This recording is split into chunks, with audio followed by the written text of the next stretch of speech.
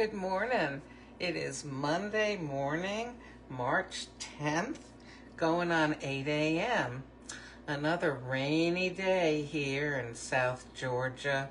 Oh, goodness. Let me find out how long is the rain going to last. Alexa, how long is the rain going to last?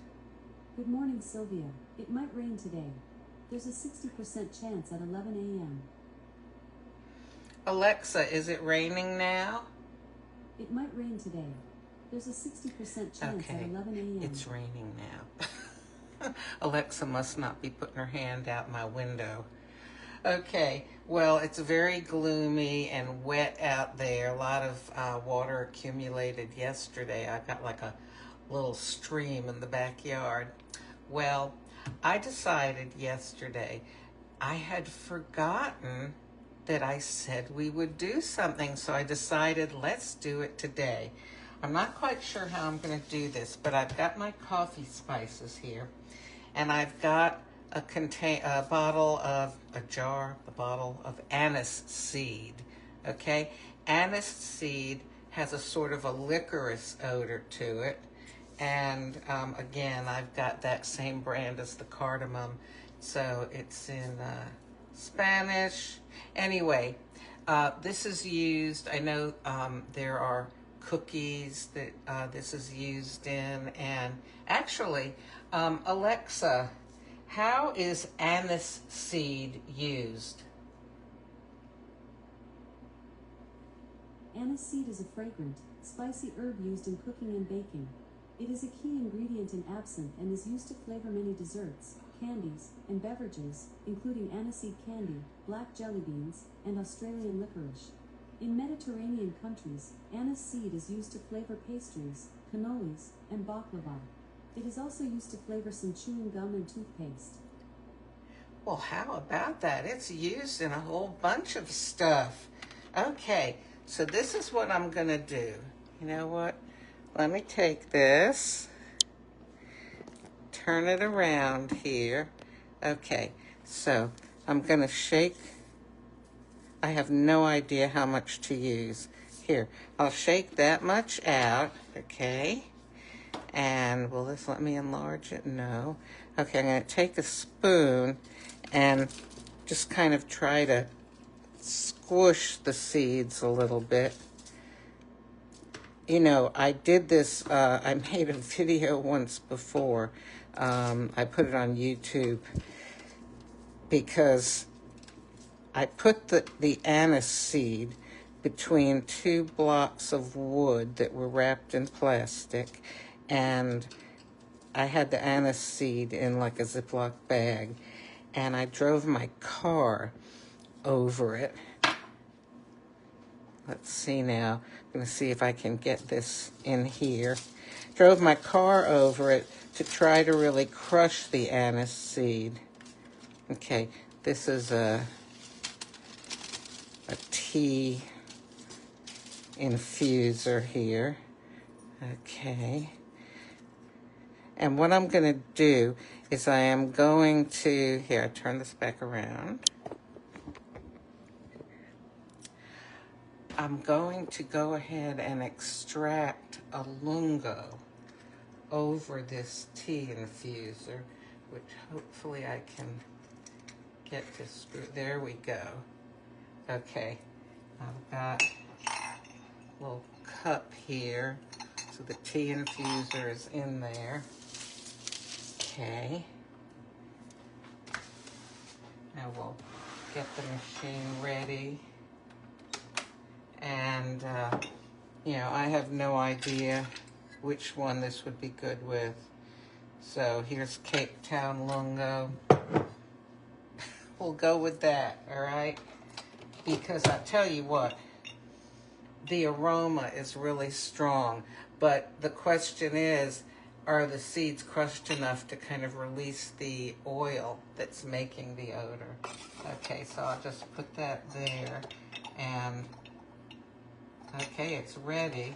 I want to hold the tea infuser right under the stream here. Can we see this here?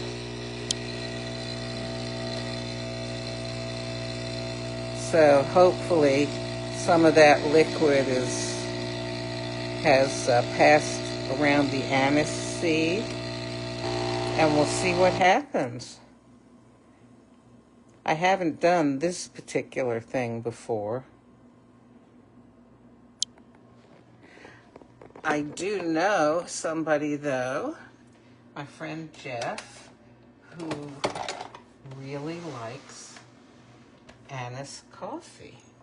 So, okay, look.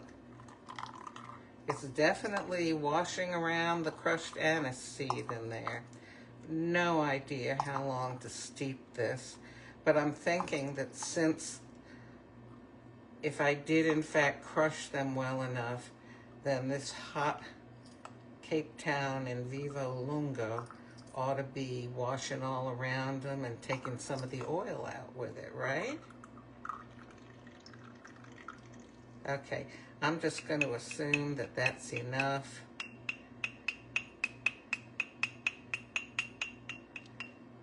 Okay.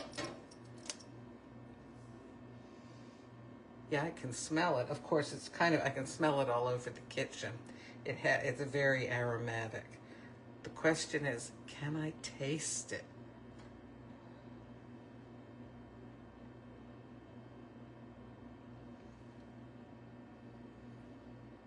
I don't know, I feel like I need to maybe do it a little bit more. So I'm interested to know, things have started blooming here already in the American South. Are things blooming at all where you are? There are things like, what are they, Japanese magnolias and dogwoods and things like that bloom before they get leaves. Anything like that in your area? Actually, the azaleas here are starting to bloom. Oh, let's see. Alexa, when is the last frost date in Georgia? From colostate.edu. In the Piedmont region, which includes cities like Atlanta and Athens, the last frost date is around late March to early April. Alexa, when is the frost date in Tallahassee, Florida? From currentresults.com. Freezing temperatures happen periodically from November to April at Tallahassee. So Tallahassee's about, an hour and a half south, I don't know, southwest or something of here. So anyway, it kind of sounds like it could include the end of March, beginning of April.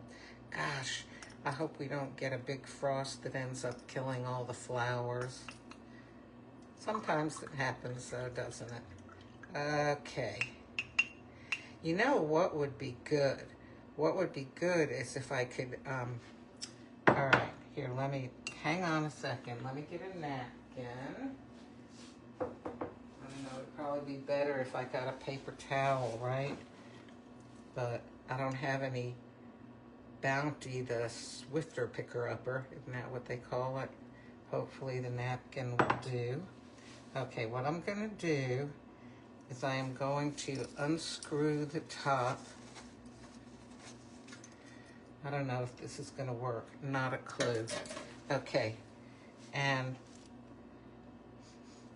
I'm going to go ahead and press the spoon against the seed in here.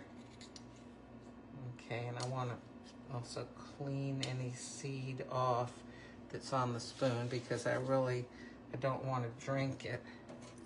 Okay, and I'll put this back on.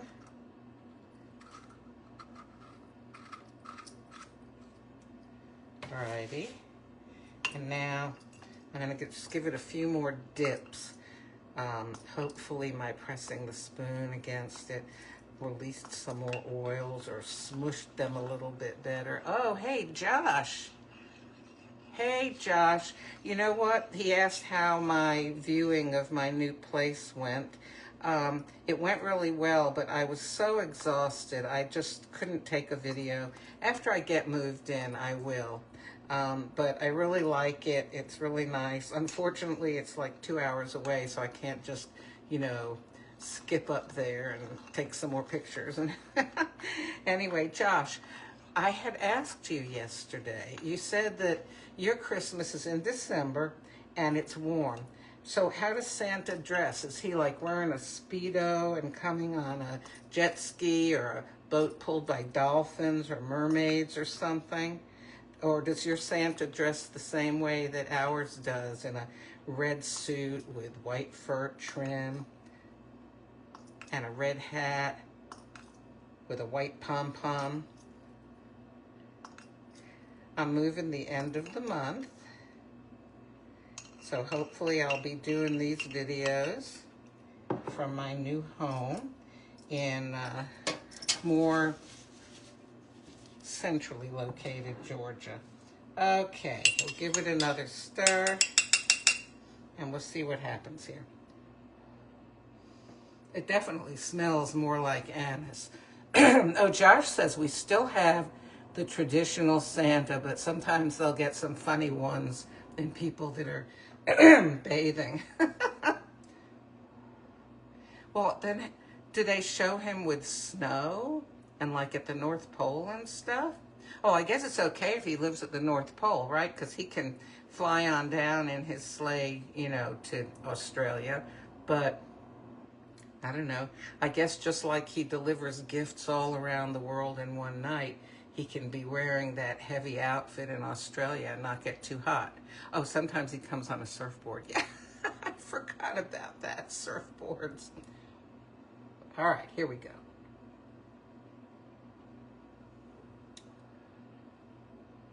Okay, this has, I'm not going to say if you like licorice, you would like this.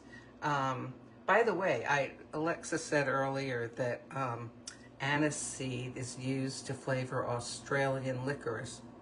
Speaking of Australia.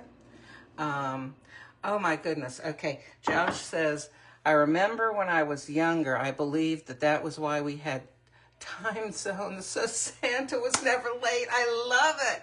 I've never heard that. What a brilliant mind. Okay, this has a really interesting flavor. Now, remember how I've talked about in the past that the fragrance, the aroma that you detect with your nose, you actually also detect with your tongue. I mean, just in the air. Sort of like, you know, when you stick your tongue out to catch snowflakes or something, except these are the little molecules that are released into the air, little atoms or whatever, from the drink. And when they touch your tongue, and especially your olfactory sensors in your nose, really, you know, they're much better at smelling than your tongue is at smelling, okay? So, anyhow, oh, I'm getting distracted by what Josh is writing. What I was going to say, I'll finish what I was going to say, is that the aroma is definitely affecting how this tastes, just like when you put cinnamon on coffee, and that aroma affects the flavor, your perception of the flavor. Josh says, I love licorice. I think it was in 2015 that Nespresso had a licorice Christmas coffee. How about that? Oh, this is so interesting. So, all right, I'm going to put some Coffee Mate in here, artificial creamer. Okay, now I have no expectations of how this will taste, but we'll see.